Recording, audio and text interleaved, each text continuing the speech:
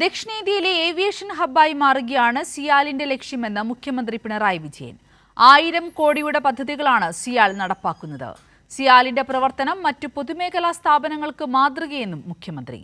Cochin international airport hotel ഉദ്ഘാടനം ചെയ്ത് സംസാരിക്കുകയായിരുന്നു അദ്ദേഹം. ടെർമിനലിന്റെ ഉള്ളിൽ തന്നെ കുറഞ്ഞ ചെലവിൽ താമസ സൗകര്യം ഒരുക്കുകയാണ് താജ് കൊച്ചിൻ ഇന്റർനാഷണൽ എയർപോർട്ട് ഹോട്ടലിന്റെ ലക്ഷ്യമെന്ന് മുഖ്യമന്ത്രി പിണറായി വിജയൻ പറഞ്ഞു. താജ് ഗ്രൂപ്പിനെ നടത്തിപ്പിനായി ആഗോള ടെൻഡറിലൂടെ കണ്ടെത്തിയതും അഭിനന്ദനാർഹമെന്നും മറ്റ് പൊതുമേഖലാ സ്ഥാപനങ്ങൾക്ക് സിയാലിന്റെ പ്രവർത്തനം മാതൃകയെന്നും മുഖ്യമന്ത്രി. വ്യോമയാന മേഖലയിൽ ഉണ്ടാകുന്ന വലിയ മാറ്റങ്ങൾ ഉൾക്കൊള്ളാൻ തക്കവിധമുള്ള ഭാവി പരിപാടികളാണ് സിയാൽ ആസൂത്രണം ചെയ്ത് നടപ്പാക്കി വരുന്നത്. നിലവിൽ 28 വിമാന കമ്പനികൾ ഇവിടെ പ്രവർത്തിക്കുന്നുണ്ട്.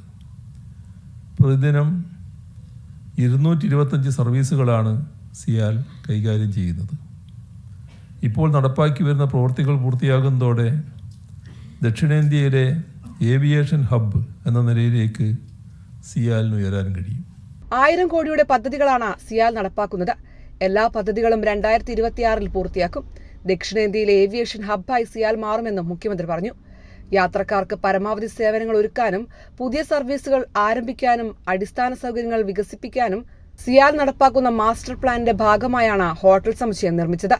ടെർമിനലുകളിൽ നിന്ന് 500 മീറ്റർ മാത്രം അകലെ സ്ഥിതി ചെയ്യുന്ന Taj Cochin international airport landing കഴിഞ്ഞ 15 മിനിറ്റിനുള്ളിൽ യാത്രക്കാർക്ക് എത്തിച്ചേരാനാകും. കൈരളി ന്യൂസ്, കൊച്ചി.